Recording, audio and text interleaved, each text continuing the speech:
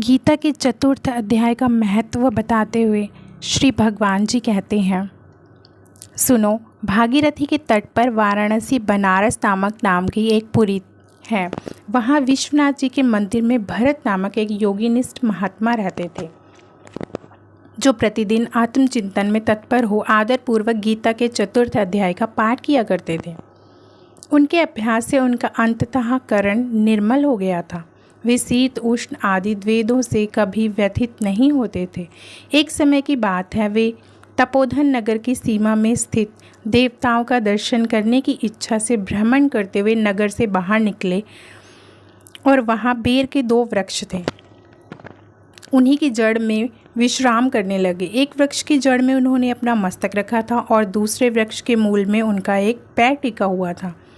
थोड़ी देर बाद जब वे तपस्वी चले गए, तब बेर के दोनों वृक्ष 5 से 6 दिनों के भीतर ही सूख गए।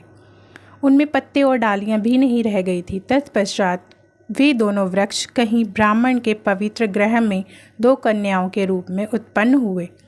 वे दोनों कन्याएं जब बढ़कर 7 वर्ष की हो गई, तब एक दिन उन्होंने दूर देश से घूमकर आते हुए भरत मुनि को देखा। उन्हें देखते ही वे दोनों उनके चरणों में पड़ गई और मीठी वाणी से बोली, मुनि, आपकी ही कृपा से हम दोनों का उद्धार हुआ है। हमने बेर की योनि त्याग कर मानव शरीर प्राप्त किया है। उनके इस प्रकार कहने पर मुनि को बड़ा विस्मय हुआ। उन्होंने पूछा, पुत्रियों, मैंने कब और किस साधन से तुम्हें मुक्त किया था? साथ ही यह भी बताओ कि तुम्हारे बेर के वृक्ष होने में क्या कारण था, क्योंकि इस विषय में मुझे कुछ भी ज्ञात नहीं है। तब वे कन्याएं पहले उन्हें अपने बेर हो जाने का कारण बतलाती हुई बोली, मुनि, गोदावरी नदी के तट पर छिन्न पाप नामक एक उत्तम तीर्थ है, जो मनुष्यों को पुण्य प्रदान करने वाला है। वह पावनता की चरम सीमा पर पहुंचा हुआ है। उस तीर्थ में सत्यप्ता नामक एक तपस्वी बड़ी कठोर तपस्या कर रहे थे। वे ग्रीष्म ऋतु में प्रज्वलित अग्नियों के बीच में बैठते थे। वर्षा काल में जल की धाराओं से उनके मस्तक के बाल सदा भीगे रहते थे तथा जड़ के समय जल में निवास करने के कारण उनके शरीर में हमेशा रोंगटे खड़े रहते थे। वे बाहर भीतर से सदा शुद्ध रहते थे।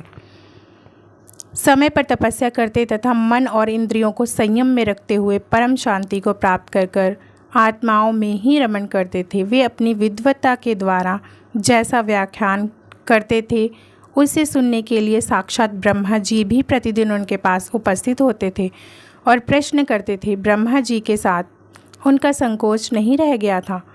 अंततः उनके आने पर भी वे सदा तपस्या में मग्न रहते थे। परमात्मा के ध्यान में निरंतर संलग्न रहने के कारण उनकी तपस्या सदा बढ़ती रहती थी। सत्यप्ता को जीवन मुक्त समान मानकर इंद्र को अपने समृद्धशाली पद को संबंध में कुछ भय हुआ। तब उन्होंने उनकी तपस्या में सैकड़ों विघ्न डालने आरंभ किए। अप्सराओं के समुदाय से हम दोनों को बुलाकर इंद्र ने इस प्रकार आदेश दिया, तुम दोनों उस तपस्वी की तपस्या में विघ्न डालो, जो मुझे इंद्रपद से हटाकर स्वयं स्वर्गलोक का राज भोगना चाहता है। इंद्र का यह आदेश पाकर हम दोनों उनके सामने से चलकर गोदावरी नदी के तीर पर, जहाँ वे मुनि तपस्या कर रहे थे, आईं। वहाँ मंद एवं गंभीर स्वर से बजते हुए मृदंग तथा मधुर वेणु के साथ हम दोनों ने अन्य अप्सराओं सहित मधुर स्वर में गाना आरंभ किया। इतना ही नहीं, उन योगी महात्माओं को वश में करने के लिए हम लोग स्वर, ताल और लय के साथ नृत्य भी करने लगी। हम दोनों की उन्मुक्त गति काम भाव का उद्दीपन करने वाली थी, किंतु उसने उन आविर्कार चित्त वाले महात्माओं के मन में क्रोध का संचार कर दिया। तब उन्होंने हाथ से जल छोड़कर हमें क्रोधपूर्वक श्राप दिया, अरे तुम दोनों गंडक जी के तट पर बेर के वृक्ष हो जाओ। यह सुनकर हम लोगों ने बड़ी विनय के साथ कहा, महात्मन, हम दोनों पराधीन थी, अतः हमारे द्वारा जो दुष्कर्म बन गया है उसे आप क्षमा कीजिए। यूँ कहकर हमने मुनि को प्रसन्न कर लिया। तब उन पवित्र चित्त वाले मुनि ने हमारे शापोद्धार की अवधि निश्चित करते हुए कहा, भरत मुनि के आने तक ही तुम पर यह श्राप लागू होगा।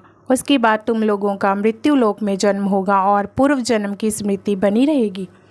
मुनि, जिस समय हम दोनों बेर के वृक्ष रूप में खड़ी थी, उस समय आपने हमारे समीप आकर गीता के 4थे अध्याय का जप करते हुए हमारा उद्धार किया था, अतः हम आपको प्रणाम करती हैं।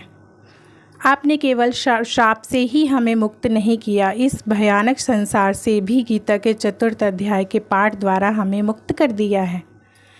श्री भगवान जी कहते हैं, उन दोनों के इस प्रकार कहने पर मुनि बहुत ही प्रसन्न हुए और उनसे पूजित हो विदा लेकर जैसे आए थे वैसे ही चले गए, तथा वे कन्याएं भी बड़े आदर के साथ प्रतिदिन गीता के 4th अध्याय का पाठ करने लगी, जिससे उनका उद्धार हो गया। जय श्री कृष्ण।